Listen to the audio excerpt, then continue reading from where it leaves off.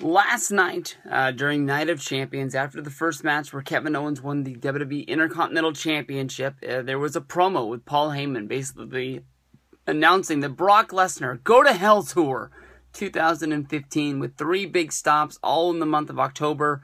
Brock Lesnar is going to be highlighting, he'll probably be headlining, the WWE Madison Square Garden show of Brock Lesnar going one-on-one against Big Show in the home of Survivor Series 2002, where Big Show shocked the world by beating Brock Lesnar and taking the World Heavyweight Championship away from him way back when. But there's also going to be that, the Stone Cold Steve Austin podcast, as well as good old Hell in a Cell 2015. Very surprised by this. Undertaker versus Brock Lesnar in the main event inside of the steel structure, the Hell in the Cell. This is going to be fun. This is going to be awesome. I remember at SummerSlam, they did a lot of hype for them bringing back Undertaker, who appeared at the Battleground 2015 show. Brock Lesnar against Seth Rollins, when Brock had the match in hand and was about to win the championship.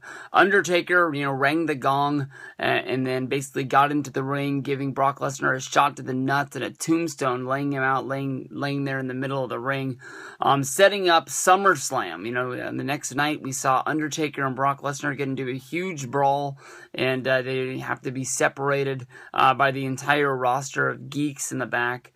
Everybody trying to, get on TV, basically. But they go to SummerSlam. One thing leads to another. Undertaker wins the match, but by, the viewer's eye, we can all tell that Brock Lesnar was supposed to be the real winner of this match. Undertaker did tap out. The timekeeper, bellkeeper, rang the bell because he saw Undertaker tapping out. The referee was out of position and did not see the tap. Because of this confusion, Charles Robinson yelled and screamed for the match to continue. But at this point, Brock Lesnar was not paying attention to The Undertaker. The Undertaker snuck up behind with the shot to the nuts. Boom! Right there. And Undertaker was able to get the victory 1-2-3 over Brock Lesnar. Paul Heyman yelled and screamed on the microphone all he could about the still still undefeated, because they're putting over the fact that Brock hadn't lost in 2.5 years since WrestleMania 29, losing to Triple H. But this was good. This was fun. I really thought they were going to wait until WrestleMania 32, but at the same point, I was thinking this is going to be the main event of WrestleMania, and I did not think this was going to be a big enough draw in order to put 100,000 fans into AT&T Stadium. So, who knows? Maybe Brock wins this match to Hell in the Cell. It puts an exclamation point on the end of a WWE's career. It certainly does hype up October.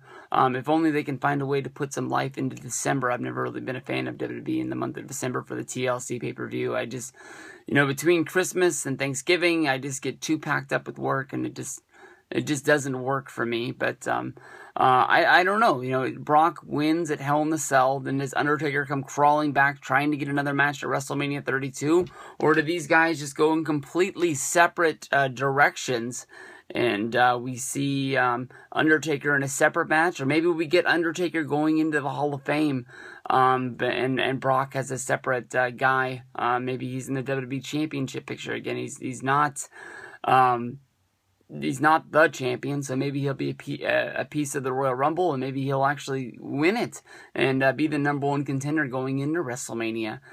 Definitely when Brock signed his contract, he really hyped up WrestleMania 31, and that whole week took a turn, and everybody was really excited, thinking that maybe it wasn't a lock that Roman was going to win the championship after all. So we'll see what goes down. Undertaker versus Brock, Hell in the Cell 2015.